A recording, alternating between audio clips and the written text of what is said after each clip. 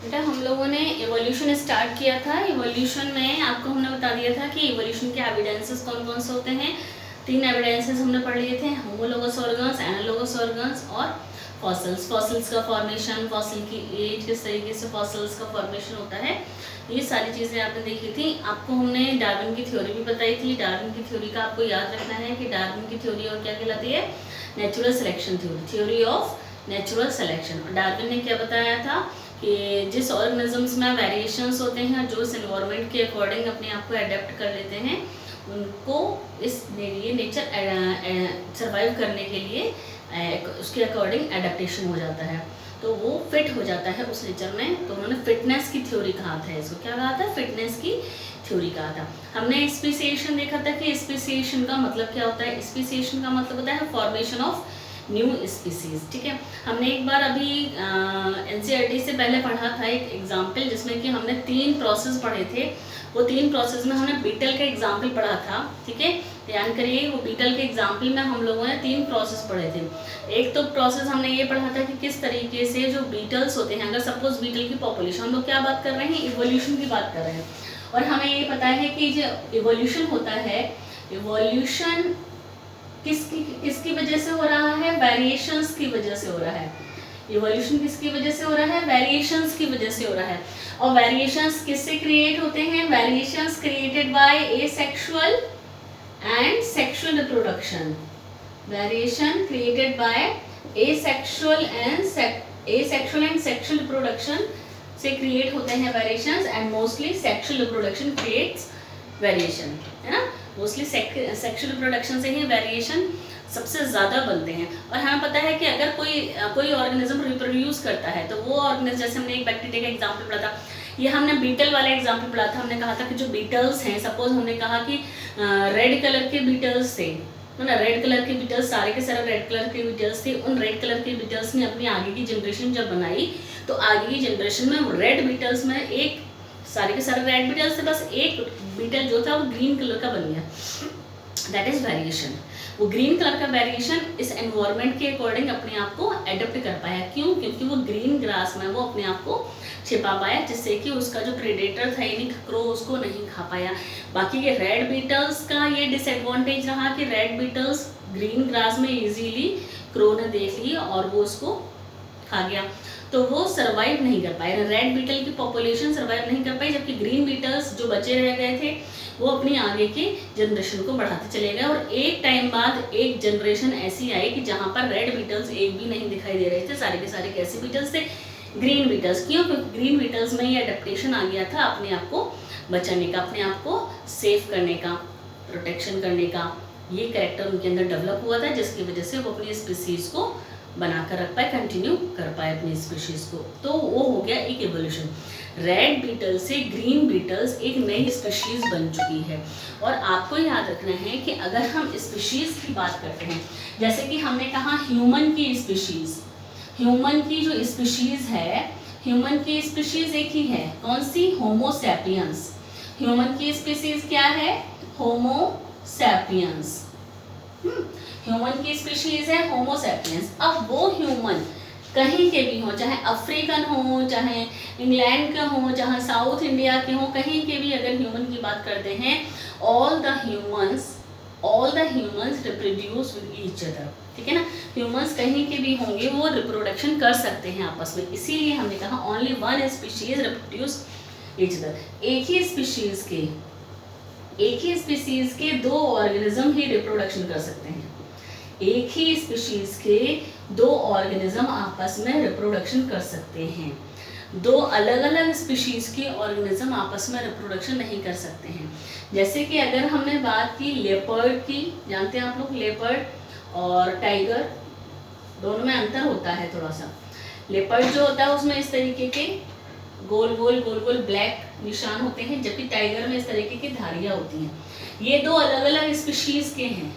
Leopard और tiger दो अलग अलग स्पीशीज के हैं। देखने में बहुत कुछ एक जैसे लगते हैं, बस इनके स्पॉटिंग में डिफरेंट है। ये गोल गोल होते हैं लेपर्ड के ऊपर, और ये जो टाइगर होता है, टाइगर के ऊपर लंबी लंबी धारियां जैसी बनी होती है, स्ट्रिप्स बनी होती है। दोनों ये अलग अलग स्पीशीज हैं। ये दोनों अलग अलग स्पीशीज हैं, इसीलिए ये दोनों आपस में रिप्रोडक्शन नहीं कर सकते हैं। आपको यही याद रखना है कि एक ही स्पीशीज के दो एनिमल्स आपस में रिप्रोडक्शन कर सकते हैं, दो अलग अलग स्पीशीज के एनिमल्स रिप्रोडक्शन नहीं कर सकते हैं। ठीक है, अगर एक ही स्पीशीज के, आपको मालूम है, एक ही स्पीशीज के ऑर्गेनिज्म आपस में रिप्रोडक्शन कर सकते हैं, तभी फर्टाइल ऑफस्प्रिंग्स बनते हैं। कैसे ऑफस्प्रिंग्स बनेंगे? फर्टाइल ऑफस्प्रिंग्स बनेंगे।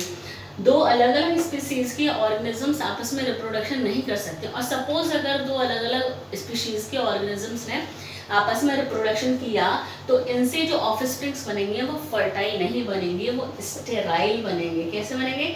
स्टेराइल बनेंगे। कहने का मतलब ये है कि वो आगे रिप्रोडक्शन नहीं कर पाएंगे, आगे रिप्रोडक्शन नहीं कर पाएंगे। मीन्स एक ही स्पीशीज के दो एनिमल्स आपस में रिप्रोडक्शन कर सकते हैं। ठीक है, तो अगर इवोल्यूशन, सपोज अब हमने कहा था कि रेड बीटल से तो ग्रीन कलर के बीटल्स बने। ठीक है, तो ऐसा नहीं है कि रेड कलर से ग्रीन कलर के बीटल्स इवोल्यूशन के बाद ग्रीन कलर के बीटल्स बन गए तो वो आपस में अब रिप्रोडक्शन कर लेंगे।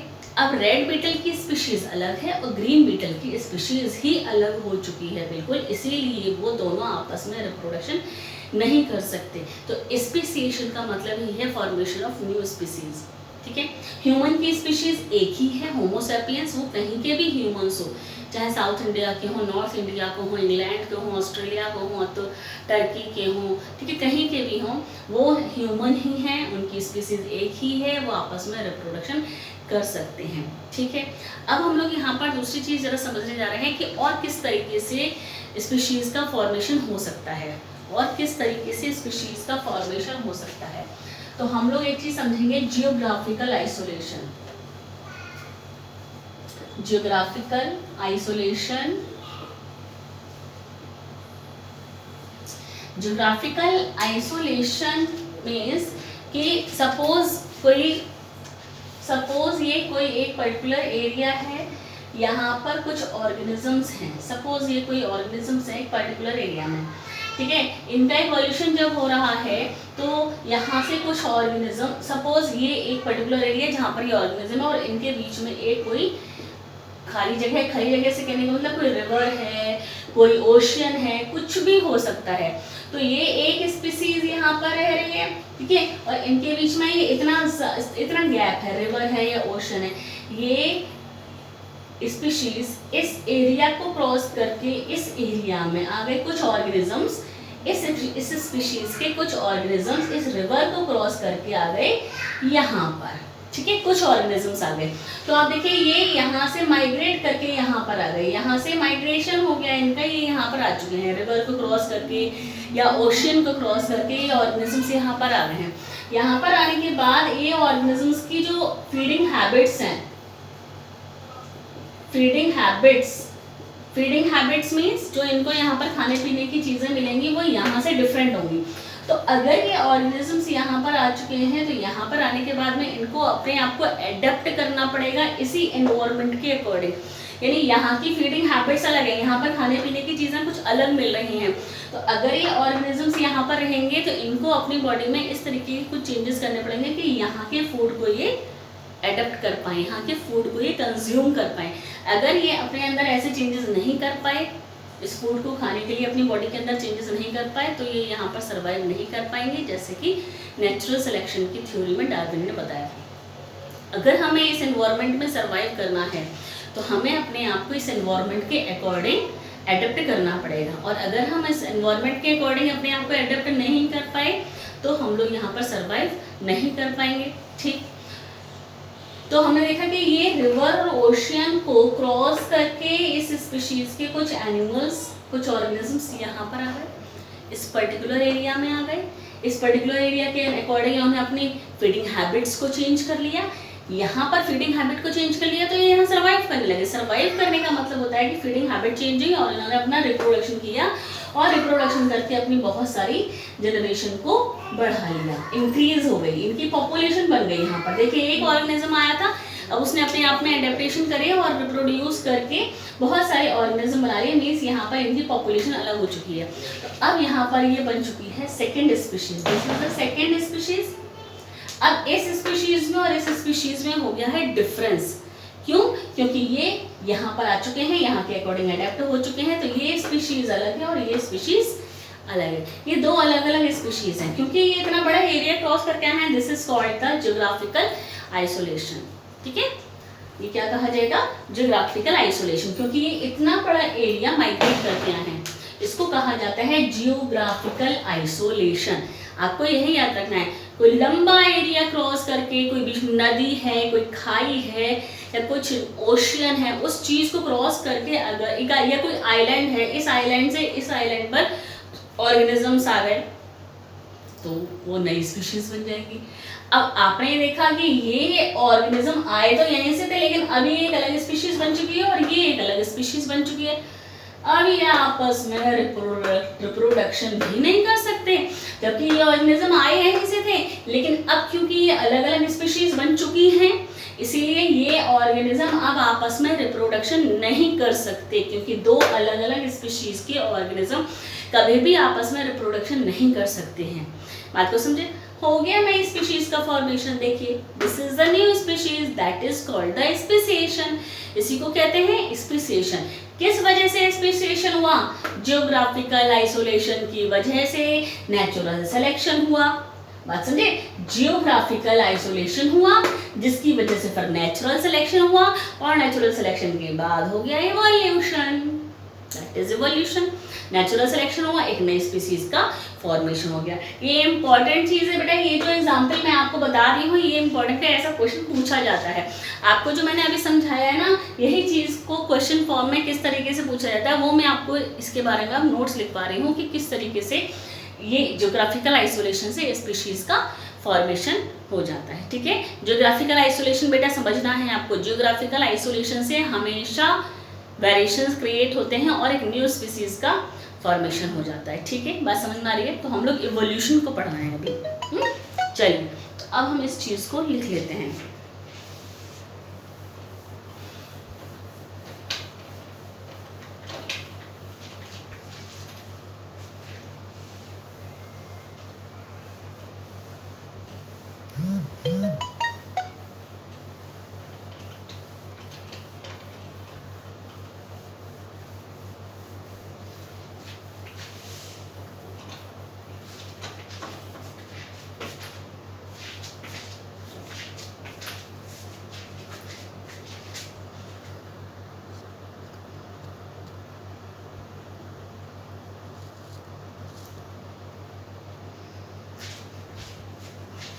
चलिए, तो हमने स्पेसिएशन जो पढ़ा है इसके बारे में हम थोड़ा लिख लेते हैं बेटा।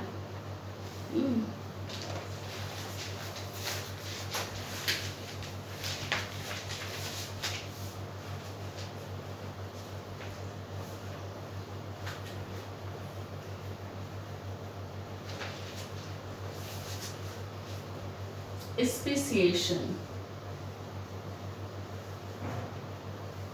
चलिए हमने डेफिनेशन कर लिख ली थी,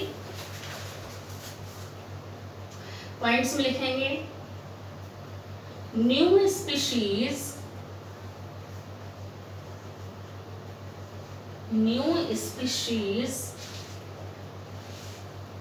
are formed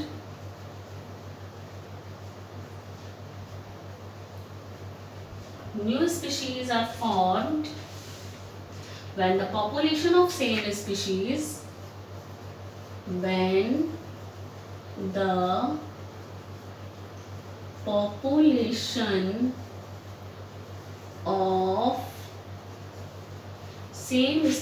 when the population of same species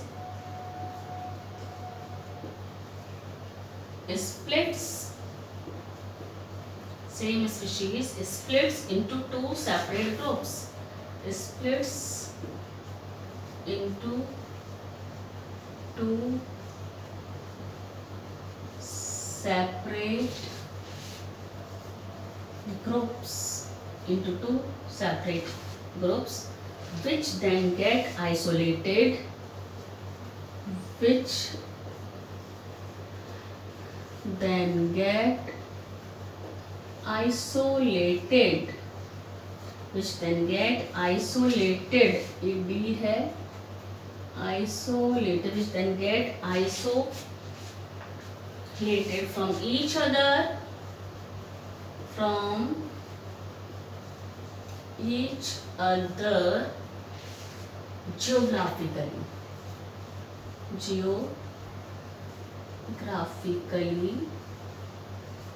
geographically by the barriers, geographically by the barriers. ये barriers वही है, barrier कौन से हैं, river और ocean, by barriers such as, कोई भी barrier हो सकता है, mountain हो सकता है, river हो सकता है, such as mountains,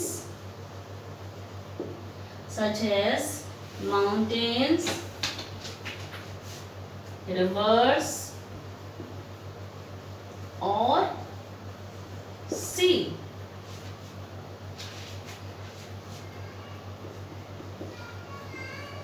The geographical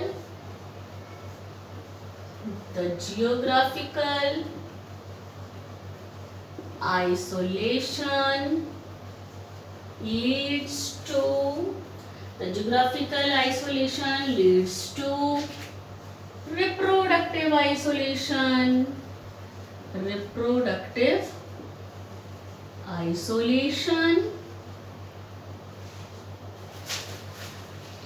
इस लाइन को समझ लीजिए. The geographical isolation leads to reproductive isolation. जैसा कि मैंने आपको अभी बताया बेटा कि रिवर को क्रॉस करके कुछ ऑर्गेनिज्म इधर से दूसरी तरफ पहुंच गए, रिवर की दूसरी तरफ पहुंच गए, वहां पर जाकर वो क्या हो गया, जियोग्राफिकल आइसोलेशन, यानी ज्योग्राफी के अकॉर्डिंग वो आइसोलेट हो चुके हैं, वहां से आइसोलेट यानी अलग हो चुके हैं, रिवर को क्रॉस करके दूसरी साइड पर पहुंच चुके हैं, दैट इज जियोग्राफिकल आइसोलेशन. दूसरी तरफ पहुंचकर, रिवर के दूसरी तरफ पहुंचकर उन्होंने अपना सर्वाइवल कर लिया, रिप्रोडक्शन करके अपनी नई पॉपुलेशन बना ली, नई स्पीशीज बना ली. अब नई स्पीशीज बन गई तो अब दोनों स्पीशीज अलग अलग हो गई, अब तो उनका आपस में रिप्रोडक्शन नहीं हो सकता. इसका मतलब उसको कहते हैं रिप्रोडक्टिव आइसोलेशन, मैंने रिप्रोडक्शन से भी वो अलग हो गए उस स्पीशीज से. जियोग्राफिकल आइसोलेशन तो हुआ ही है दोनों का, एक ही स्पीशीज के थे पहले, आधे उधर चले गए, दूसरी तरफ चले गए, वहां पर आके अपनी पॉपुलेशन बना ली, नई स्पीशीज बन गई, उनकी बिल्कुल नए बन गए, वो अलग स्पीशीज. अब वो दोनों स्पीशीज अलग हो चुके हैं, आपस में रिप्रोडक्शन नहीं कर सकते, क्योंकि आपको मालूम है कि दो अलग अलग स्पीशीज के ऑर्गेनिज्म आपस में रिप्रोडक्शन नहीं कर सकते, दैट इज रिप्रोडक्टिव आइसोलेशन. इसका मतलब अगर जियोग्राफिकल आइसोलेशन होगा तो रिप्रोडक्टिव आइसोलेशन भी होगा. ठीक, ये इस लाइन का मतलब है. चलिए आगे लिखते हैं.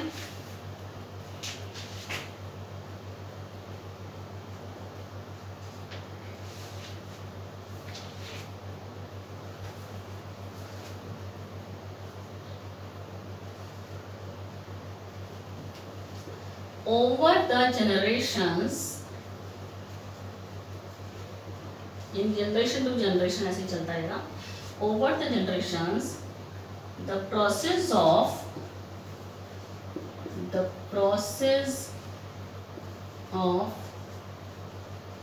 genetic drift, ये आपको मैं बता चुकी हूँ बेटा. Genetic drift, the process of genetic drift. Genetic drift का मतलब रैंडम चेंज. जेनेटिक ड्रिफ्ट का मतलब बता चुकी हूँ मैं आपको, random change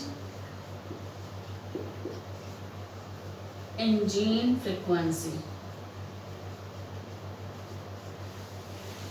random change in gene frequency, genetic drift and natural selection. Genetic drift and natural selection operate in different ways. Operate in different ways. अलग अलग तरीके से जेनेटिक ड्रिफ्ट और नेचुरल सिलेक्शन होता रहता है, जनरेशन टू जनरेशन ऐसा होता रहता है. Different ways in the two isolated groups. In the two isolated groups and form new species. और क्या बन गई? न्यू स्पीशीज बन गई और न्यू स्पीशीज. ठीक है.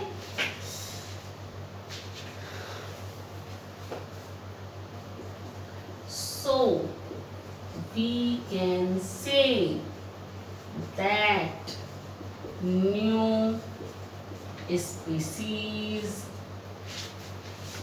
formed by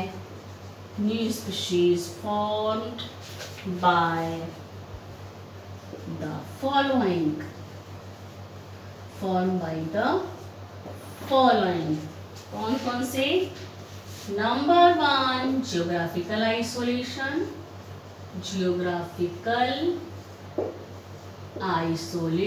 की वजह से न्यू स्पीशीज बनती है. नंबर 2 जेनेटिक ड्रिफ्ट हो जाता है, जीन की फ्रीक्वेंसी में चेंज हो जाता है. और number 3 variations caused in individuals due to natural selection.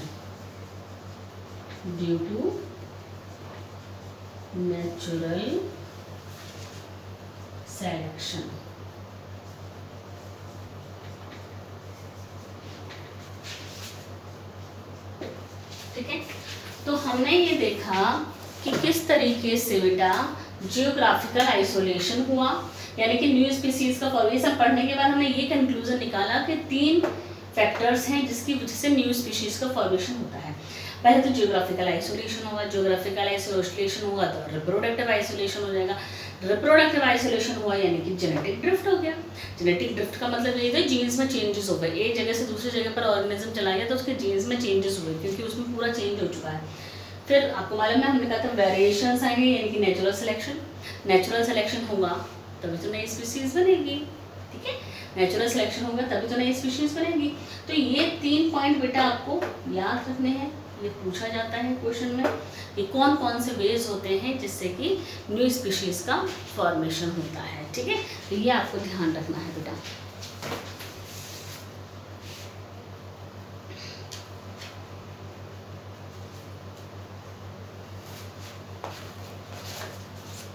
ठीक.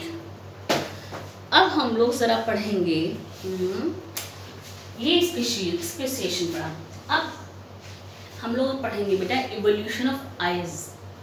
ये आइज का इवोल्यूशन कैसे हुआ. आपको मालूम है कि सबसे पहले जो इन्वर्टिब्रेट्स थे उनमें आंखें नहीं हुआ करती थी.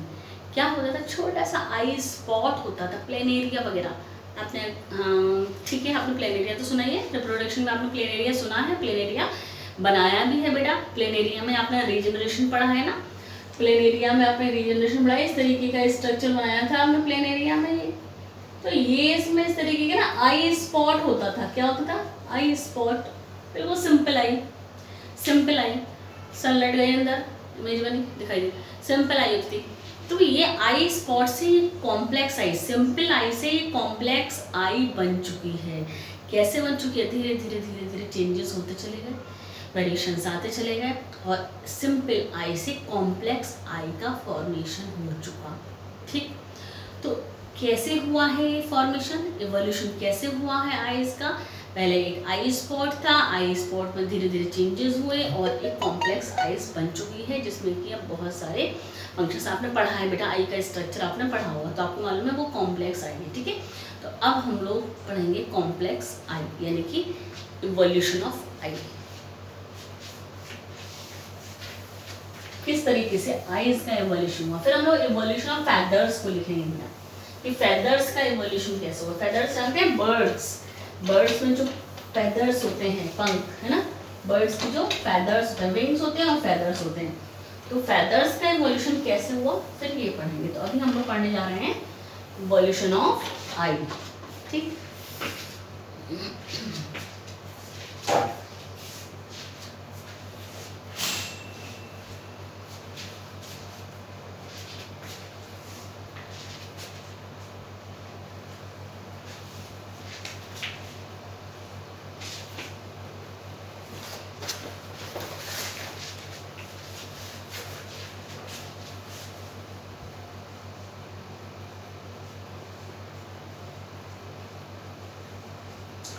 इवोल्यूशन ऑफ आई का इवोल्यूशन कैसे हुआ, ठीक है।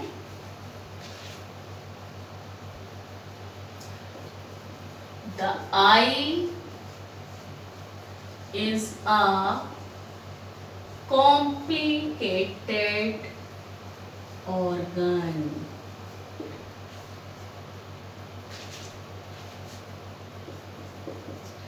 The complex body organs, the complex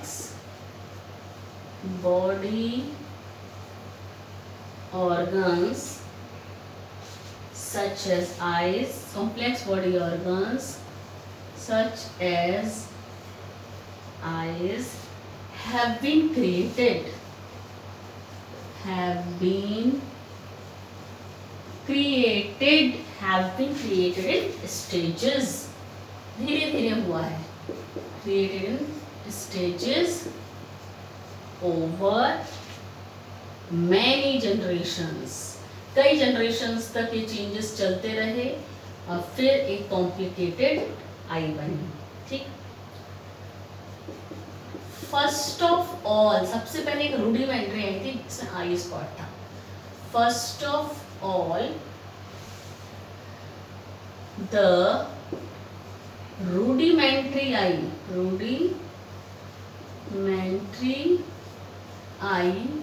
यानी कि basic I,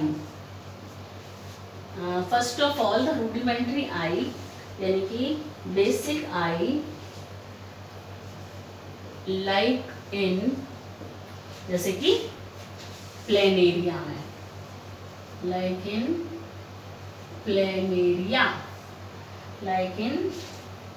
planaria was formed. सबसे पहले सिंपल आई बनी थी, rudimentary I was formed.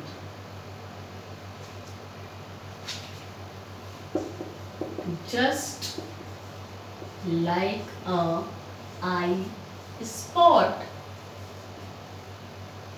which detect light, जो केवल लाइट को ही देख पाता था, which detect light, नहीं कि आई स्पॉट था पहले प्लेनेरिया के अंदर, वो बना था सबसे पहले आई स्पॉट, फिर क्या करता था, लाइट को डिटेक्ट कर पाता था, बस ये हुआ था, ठीक है। फिर क्या हुआ,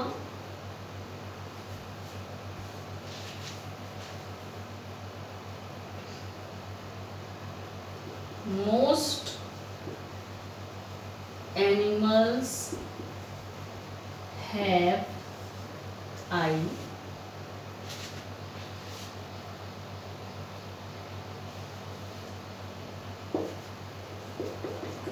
the structure of eye, the structure of eyes in all organisms, the structure of eye in all organisms is different, सब में अलग अलग होता है, is different, which tells about which tells about their separate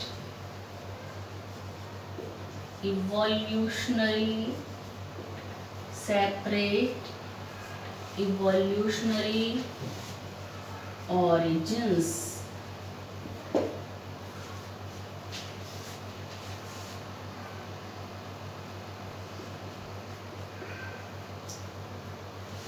ठीक है, इवोल्यूशनरी ऑरिजिन्स के according होता है। अब आपको यहाँ क्या ध्यान रखना है, क्वेश्चन कैसा पूछा जाएगा। इवोल्यूशन ऑफ आई को कहते हैं इवोल्यूशन बाय स्टेजेस, ये याद रखना है। इवोल्यूशन बाय स्टेजेस, स्टेजेस क्यों, धीरे धीरे हुआ है। पहले एक पहले एक आई स्पॉट था, जैसे कि प्लेनेरिया में एक आई स्पॉट था। वो आई स्पॉट क्या कर पाता था, सिर्फ लाइट को ही डिटेक्ट कर पाता था, बाकी कुछ नहीं कर पाता। लाइट को डिटेक्ट कर, लाइट देखती थी तो वहाँ ऑर्गेनिज्म बढ़ता चला गया, तो बाकी कुछ नहीं कर पाता था, ठीक है, लाइट को डिटेक्ट करता था। फिर most animals have I, most animals have I यानी कि ऑक्टोपस की भी आई होती है, ऑक्टोपस जानते हैं आप लोग, स्टारफिश की भी आई होती है, मतलब इतने सारे ऑर्गेनिजम्स की आईज होती हैं, लेकिन सब में आईज डिफरेंट डिफरेंट होती हैं। ये सबकी आई डिफरेंट डिफरेंट क्यों होती हैं? क्योंकि इनका एवोल्यूशन अलग अलग ऑर्गेनिज्म से हुआ है, वही हमने लिखा है। The structure of eyes in all organism is different which tells about their separate evolutionary origin. इन सबका इवोल्यूशन अलग अलग ऑर्गेनिज्म से हुआ है, इनकी ओरिजिन इवोल्यूशन की अलग अलग है, इसीलिए इन सब में आइज का इवोल्यूशन अलग अलग तरीके से होता है। अगर क्वेश्चन पूछा जाता है कि प्लेनेरिया में या आइज का जो इवोल्यूशन है वो किस तरीके का इवोल्यूशन है, आइज का इवोल्यूशन किस तरीके का इवोल्यूशन है, तो आपको ध्यान रखना है आइज का इवोल्यूशन बाय स्टेजेस है। आइज का इवोल्यूशन कैसा इवोल्यूशन है? इवोल्यूशन बाय स्टेजेस, स्टेजेस यानी धीरे धीरे करके। पहले एक आई स्पॉट था, फिर और थोड़ा सा कॉम्प्लेक्स हुआ, फिर और कॉम्प्लेक्स, और अब तो सारे ही ऑर्गेनिज्म, हम लोगों की आइज़ हैं या और भी एनिमल्स की आइज़ हैं, कॉम्प्लिकेटेड बन चुकी हैं। कैसे बन चुकी है? कॉम्प्लिकेटेड बन चुकी है। अब ऐसा तो नहीं है कि प्लेनेरिया खत्म हो गए या प्लेनेरिया की आँख भी कॉम्प्लेक्स बन चुकी है, नो, कॉम्प्लेक्स तो है ही नहीं प्लेनेरिया की आइज़, तो सिंपल, लेकिन हमने ये बताया है कि इवोल्यूशन हो चुका है आँख का, इसीलिए आइज़ जो हैं वो अब कॉम्प्लेक्स आई बन चुकी है। तो हर ऑर्गन का इवोल्यूशन हुआ है, जितने भी बॉडी में कॉम्प्लेक्स, कोई भी बेटा हमेशा याद रखना, कोई भी कॉम्प्लेक्स चीज़ होती है ना, वो डायरेक्ट कॉम्प्लेक्स नहीं बनती, सिंपल चीज़ से कॉम्प्लेक्स बनती है। जैसे जैसे ज़रूरत पड़ती है वैसे वैसे चीज़ें बनती चली जाती हैं बॉडी के अंदर भी, और जैसे जैसे चीज़ें बनती चली जाती हैं, जैसे कि हमने कहा नेचुरल सिलेक्शन, अपने आप से जीन्स में चेंज होता है, नई नई चीज़ें बनती चली जाती हैं। सेम इस तरीके से हर कॉम्प्लेक्स चीज़ सिंपल चीज़ से ही बनती है। सिंपल चीज़ और कॉम्प्लेक्स चीज़ अलग अलग नहीं बनती है। सिंपल, कोई भी सिंपल चीज़ है वो हमेशा कॉम्प्लेक्स को ही बनाएगी, तो कॉम्प्लेक्स चीज़ हमेशा सिंपल से बनाएगी। पहले सिंपल चीज़ें होती हैं, फिर कॉम्प्लेक्स होती चली जाती हैं धीरे धीरे, ठीक है। तो ये हमने पढ़ा इवोल्यूशन ऑफ आइज, जो कि स्टेजेस का एग्जाम्पल था। अब हम लोग पढ़ेंगे इवोल्यूशन ऑफ फैदर्स, ठीक है। चलिए, तो अब हम नेक्स्ट लेक्चर में इवोल्यूशन ऑफ फैदर्स पढ़ेंगे, और फिर हम लोग ह्यूमन का इवोल्यूशन पढ़ेंगे, देन ऑरिजिन ऑफ स्पीशीज।